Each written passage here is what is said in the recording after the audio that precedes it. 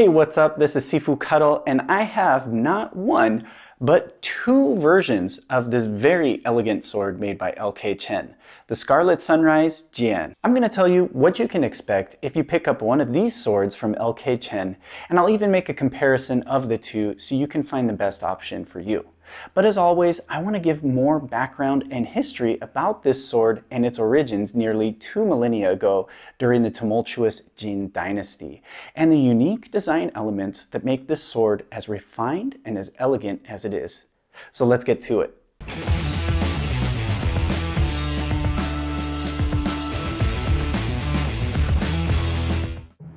The Jin Dynasty emerged from the fall of the Han Dynasty.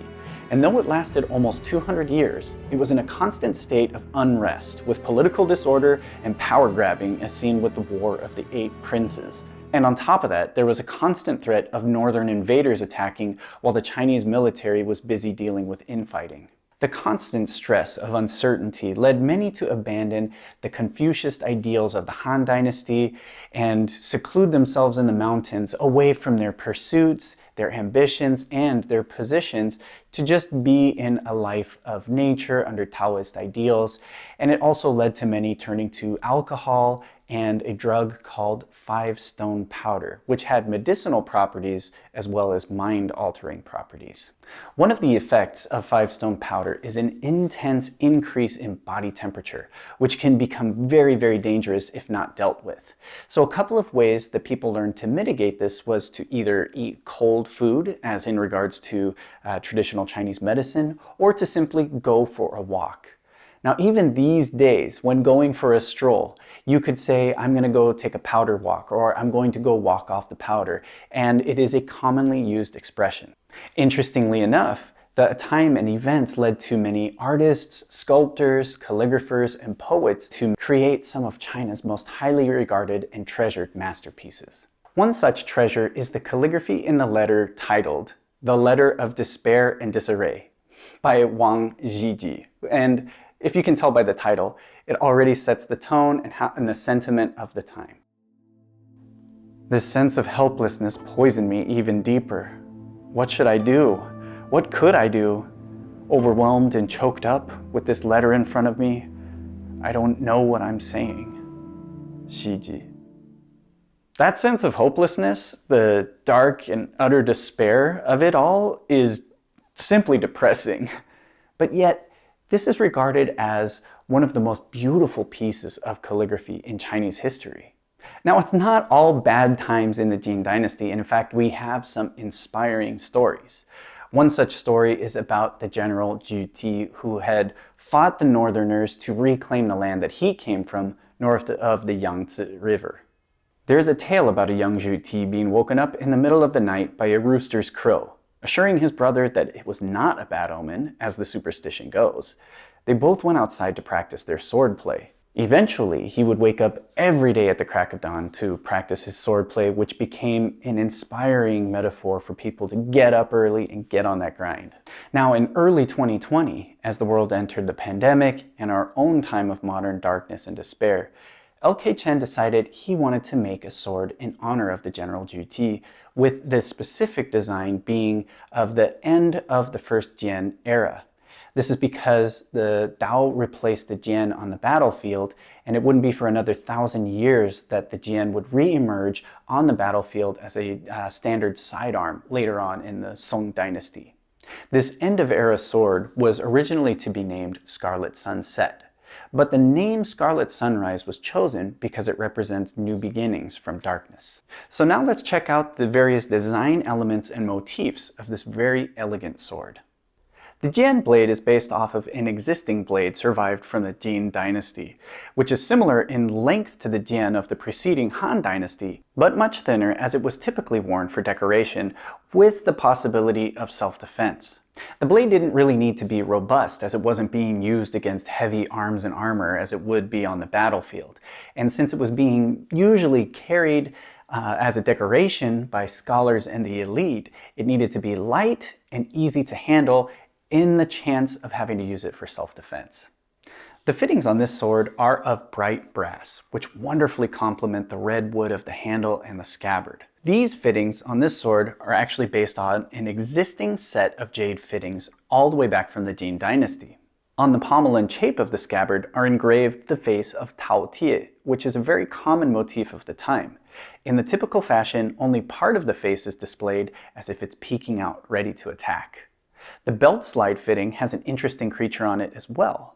This is called a qilong, which means hornless dragon. Much like Tao-Tie, qilong was a very common motif in ancient Chinese art. Now the guard of the Scarlet Sunrise is where we make a big departure from the original jade fittings. Now the original guard had a much more angular shape and design similar to other swords of the Han Dynasty, and it also had an engraving of Tao-Tie on it. Now LK instead took inspiration from the sword scene in many paintings from the famous Jin Dynasty painter LK Chen. The guards in the paintings have outward sweeping curves that come to a point, which are very unique to the time, and LK wanted to follow that, which makes this for a very, very unique design. With the outward curve sweeping, the engraving of the bird on the guard, and the subtle curves at the bottom, which make for a very comfortable grip. Overall, the elegant long blade with the brilliant redwood handle and scabbard adorned with brass fittings and sculptures makes this a very attractive sword. So here's what you can expect if you pick one up for yourself. Now for this part, I'm going to be referring mostly to the standard Long Jian. However, I will make a comparison between this one and the compact version so you have a better idea of the difference between the swords and which one is a better fit for you. Now, first off, this sword is extremely light, and it has a lot to do with the blade width from edge to edge, as well as the blade width from the top to the bottom. And there's also distal taper in 4 directions. We have distal taper from the blade edge side going all the way down to the tip, and there's also some subtle distal taper as we go to the tip in this direction as well, which makes this a very lively, light, and agile sword. Now, the pommel has no weight to it, so it really doesn't offer a counterbalance. It makes this sword blade heavy, if you can even call it that. But really what it comes down to is it has more pull into the cut and thrust. Now, the handle itself is quite simple. It's long enough so you can comfortably hold it with 2 hands, and the ovular shape of the wood makes it easy to index both sides of the blade edge. Now, it isn't as shaped out as more modern sword handles, so you will find that there's a little more play in the palm. This really doesn't have an effect on control because, like I said before, this is a very light and lively blade, and it's going to go exactly where you want it to. Now let's compare the 2 sizes that are offered. The standard Scarlet Sunrise Long Jian is over 1 meter in length with a 90 centimeter or 35.5 inch blade. This is much longer than modern straight swords, so as with other Han Jian, keep that in mind. The compact Scarlet Sunrise is a much closer length to modern training swords, with a total length of 94 centimeters and a blade length of 75 centimeters or 29 inches. When you put it side to side with a modern Jian, you can really see how easy it would be to pick it up and practice without any adjustments for length and reach. Now, weight-wise, the standard Long Jian is about half a pound more than the compact Jian. This is really not too much of a difference, especially when you're handling the swords, and this is due to the point of balance being almost exactly the same at about 13 centimeters away from the guard. So handling the swords feels almost exactly identical.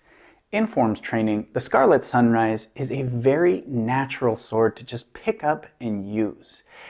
I personally prefer the longer Jian when it comes to practicing the Wudan sword forms that I know, but I like the compact version for practicing the Tai Chi forms and the Choi Li Fut forms and sword training that I do on that side.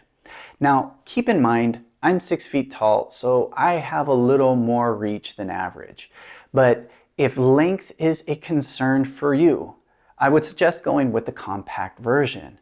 Weight shouldn't be an issue. You really shouldn't worry about that because in handling, there's really not a significant difference between the 2. So when it comes down to it, I recommend this sword, and I'm not the only one. There are actually a lot of high-ranking teachers and practitioners of various Chinese martial arts that have high praise for this sword. Even one calls it the ultimate Tai Chi sword, so that's a very high standard that's set. Now, if you want to know more about this sword, I'll leave a link in the description down below, as well as a link up above so you can check it out on LK Chen's website. If you have this sword and you have any other input on it or advice for somebody who wants to pick up this sword that I didn't mention, go ahead and drop that down in the comments below. All right, so that's it. Thanks so much for watching this and taking a closer look at the Scarlet Sunrise Jian by LK Chen. I hope you enjoyed this video, and I'll see you in the next. Bye.